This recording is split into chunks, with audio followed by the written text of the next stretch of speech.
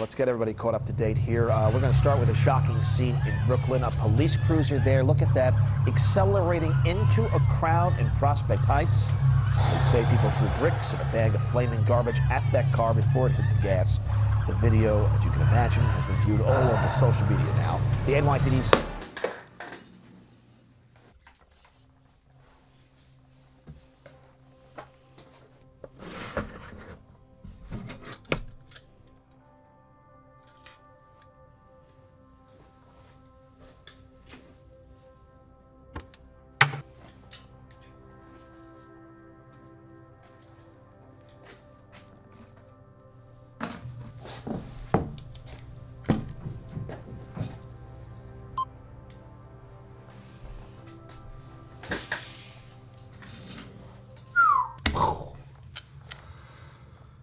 So today we're looking at this metal heart puzzle.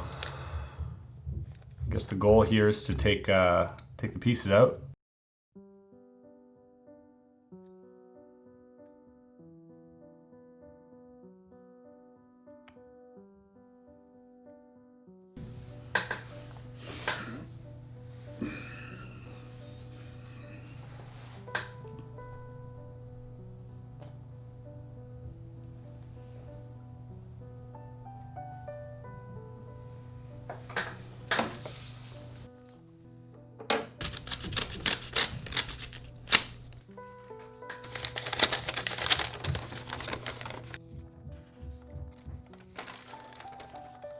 Hey Chris, my name is Fievel.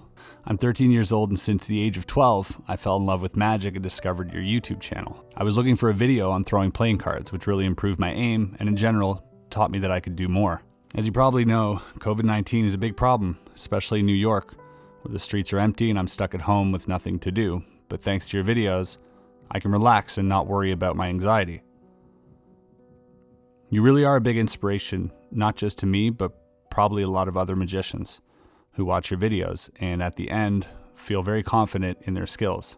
Thank you for making a difference. Please write back. I would also like to ask if you could possibly send me a deck. I know you don't have to, but if you can, it would mean a lot. Thank you for your time and hope to meet you one day. P.S. I included 2 cards that you could sign and send back to me. From 50K.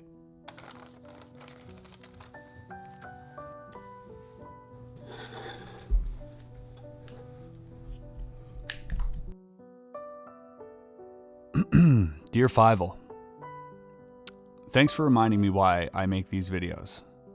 As someone who does YouTube for a living, it's really easy for me to forget that out there, somewhere, is someone just like you, watching these videos maybe to escape what's going on in the world.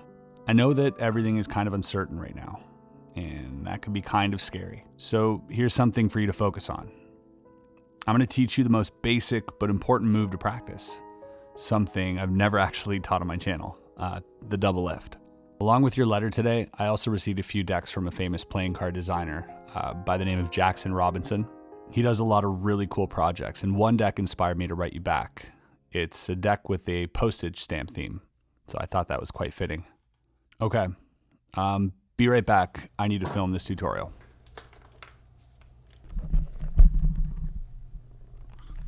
We good? We good? All right. Fievel, this is the double lift. First of all, main thing you need to worry about is breaking in your deck of cards. So if you got a new deck, and obviously you do, you probably have this deck in the box, I'll break it in for you. A few things I like to do when breaking in a deck, first thing is rub off those sides, because wherever the machine cuts those cards, they're gonna be a little rough around the edges. So just to smoothen them out, I like to rub them on the jeans a little bit. After that, give them a few springs. Maybe get rid of the extra cards so it's not so thick in your hands. We got a double backer, we got a blank card, we got 2 jokers, so we're gonna put those aside. And then give the deck a couple shuffles. It'll help you just get a feel for the cards. It's kind of cool. These cards have little letters on them. They all got like little messages and stamps on them. So hope you enjoy these. There's a lot of different double lifts that are out there. So I know a bunch of variations. When you get more advanced, you can try out different ones. Today I'm going to teach you a very standard one that if you perfect, it'll be your go-to no matter what. Other variations include the push-off double lift. Again, it's going to be harder to do with a brand new deck, so if it's worn in, it's even better. And push-off is just using your thumb to push off 2 cards. And although it looks like there's 1 card here, there's actually 2. And as with every double lift, you're gonna need 3 points. If you apply 3 points to a double lift, you're gonna square up the card. See, if I only have 2 points, then the card's gonna slide up and down. 3 points always allows you to hold 2 cards as one. 1, 2, 3. Okay, so that's the push off. We're not gonna learn that. There's also the pinky count. Now this is something pretty advanced, but if you practice this on your off time, you'll be able to get 2 cards just like that to lift. Once those 2 cards lift, you can even squeeze them down and just kind of let it roll off the deck like that without applying any crazy amount of force. It looks very fair and very natural. If you ever seen David Blaine, the one that he uses is a little bit of a mix of both. So you can either start it with a pinky count or you can start it with a push off. But once you go for the push off, notice that there's 2 cards right here that are split. You want to grab those 2 cards and push it down on my thumb just like that. And notice how right here I have 2 points and the 3rd point is that part of my hand. And that keeps the cards together. If you ever seen David Blaine do it, this is kind of what that looks like. But what I'm going to teach you is the one that I use all the time, and this is the strike double lift. So I want you to hold the cards in dealer's grip like this.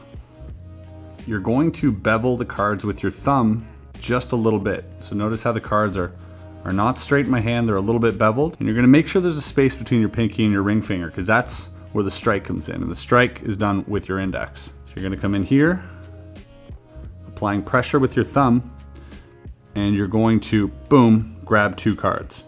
Now, at first you might grab 1 card, 2 cards, 3 cards, 4 cards. That doesn't matter. Just practice having that bevel, coming in here, applying pressure with the thumb so that the cards don't slide back.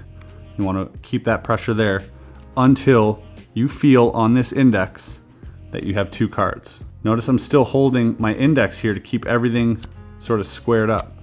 But I do have 2 cards there ready to be turned over. Once you have those 2 cards, again, 3 points here. We're going from 3 points, so 1, 2, 3 to 3 points on this hand. Bevel, you're gonna strike here until you feel 2 cards. You can kind of lift it up just like that.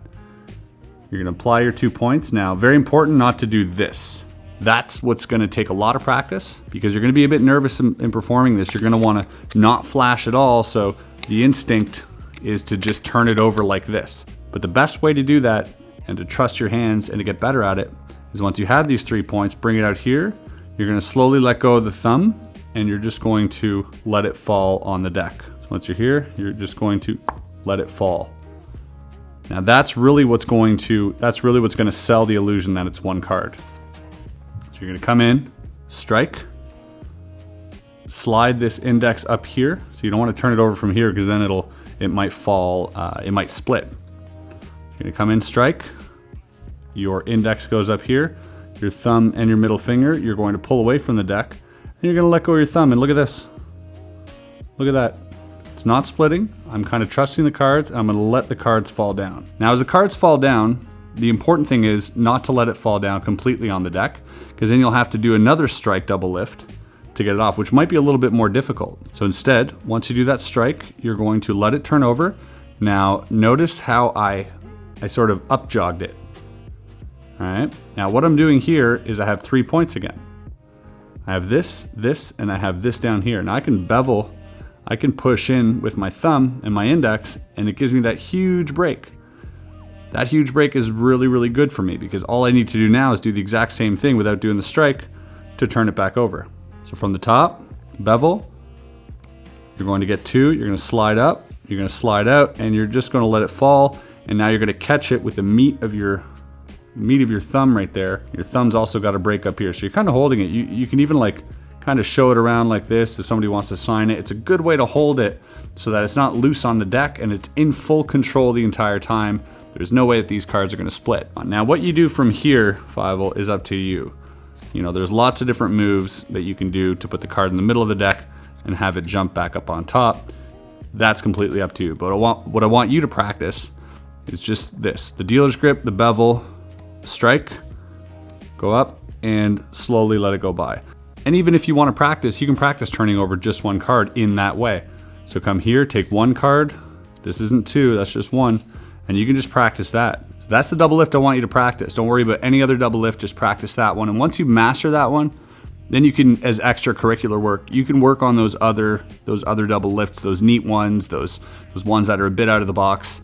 and you can practice them to eventually do some really cool double lifts, such as the Stuart Gordon double lift or the push-off double lift like David Blaine. The Stuart Gordon double lift is great because once you got your pinky break, you can just grab the cards and in one action kind of turn it over. And if that's something you want to learn, we can get into that in the future. But for now, I don't want you to practice that. I just want you to practice the strike double lift. I hope this letter finds you well, man. I've added a few surprises in a package for you to help you get through your days of self-isolation. Remember to practice hard on this double lift. It will serve you greatly when this is all over. Thanks again for writing to me. I appreciate your support and know that you have mine as well. Stay safe, Chris.